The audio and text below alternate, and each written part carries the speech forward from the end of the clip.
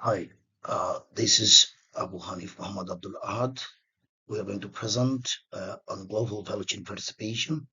Our topic is the North-South divide. The presentation is going to be on what JVC is, how it prevails in the world, drivers of participating in the JVC, effects of JVC, consequences for development, disparities between the global North and the global South. So, what global value chain is? This is a series of stages in the production of a product or service for sale to consumers. And of course, each stage adds some value, and at least two stages are in different countries. So let's see here the GVC map. If we very carefully see the map, we'll find that the North, the global North, consisting of USA, Canada, and Japan, has the innovative activities where the China, India, and some countries has advanced manufacturing and services. And in the South America, like Latin American countries, there are very two clear fractions, like Brazil and Argentina has limited manufacturing, and other countries have limited commodities, like Australia and Russia and some parts of Europe, like eastern part of Europe.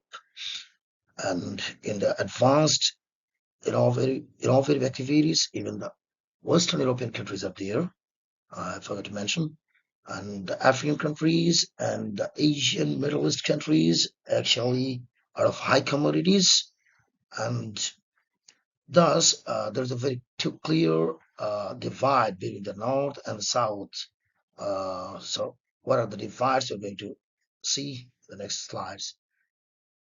This divide basically depends on drivers of participation, which are resource or factor endowment, geographical position, institutional quality, and market size. What brings the effects of GVC, like consequences for development, macroeconomic implications, impact on the environment, and technological change. So, what are the consequences for development actually that is coming from GVC? Economic growth, employment, poverty and shared prosperity, the distribution of gains, the gender gap, and taxation. So, how is economic growth is different in the global north and the global south?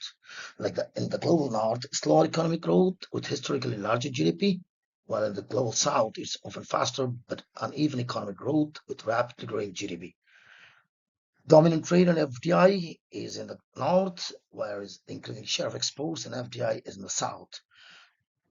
Lower population and lower dependency burden is in the north, and higher of those things are in global south.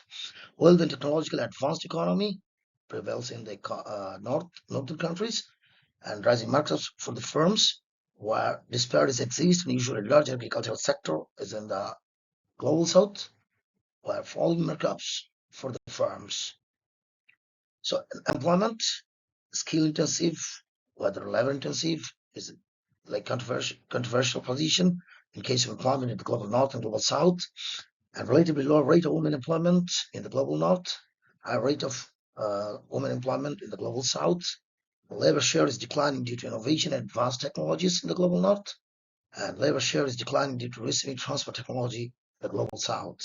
But if we accumulate the disparities, global north countries tend to specialize in the high value added activities like research and development, design, branding, and marketing, which capture the majority of profits.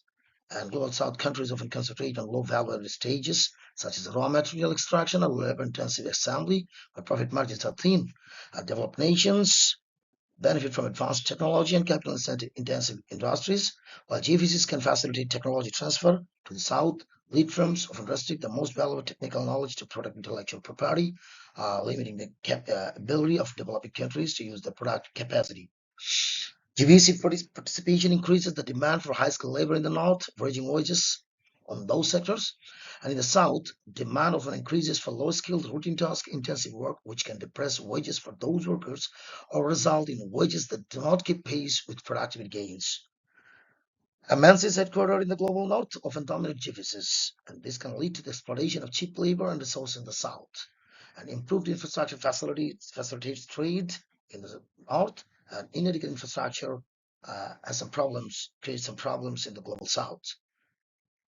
And the environmental imperatives are also there. So, thanks.